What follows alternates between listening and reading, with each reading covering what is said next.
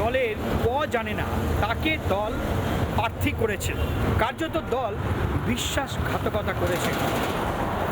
সংবাদ মাধ্যমের মুখোমুখি হয়ে দলের বিরুদ্ধে একরাশ ক্ষোভ উগরে দিলেন বিদায়ী হরিশ্চন্দ্রপুরের তৃণমূল, যিনি একসময় রাজ্যের প্রতিমন্ত্রী ছিলেন, তাজমুল হোসেন।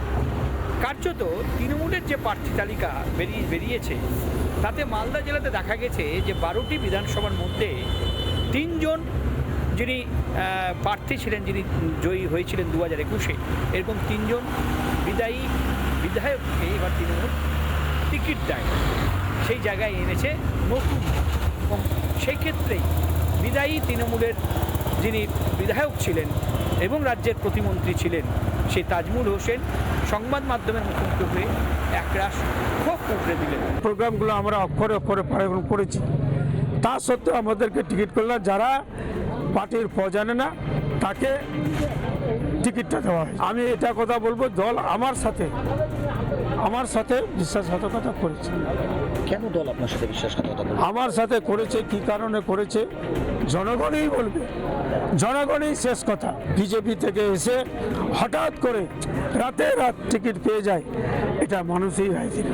বেশ কিছুদিন ধরেই হরিশ্চন্দ্রপুর বিধানসভায় গরিবের বন্ধু মতিউর রহমানের নিয়ে সোশ্যাল মিডিয়া থেকে শুরু করে বিভিন্ন সামাজিক মাধ্যমে একরকম ঝড় উঠেছিল এবং সেখানে গরিবের বন্ধু মতিউর রহমানকে হরিশ্চন্দ্রপুরের বিভিন্ন জায়গায় তৃণমূল কংগ্রেসেরও বিভিন্ন প্রোগ্রামে এবং তৃণমূল কর্মীদের সাথেও তাকে দেখা যাচ্ছিল, বিভিন্ন সমাজসেবীগুলোও তাকে দেখা যাচ্ছিল।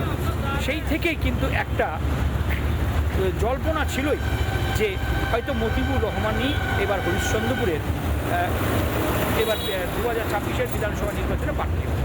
এবং সেই ক্ষেত্রেই এখন প্রশ্ন উঠছে যে তাজমুল হোসেন, যিনি রানিং একজন বিধায়ক ছিলেন, যাকে হরিশ্চন্দ্রপুরের মানুষ আজকে পরপর 3বার সমর্থন করেছেন, তিনি কি তাহলে এবার তৃণমূলেই থাকবেন, না তিনি আবার বিজেপি বা কংগ্রেসে অর্থাৎ দল পরিবর্তন করবেন?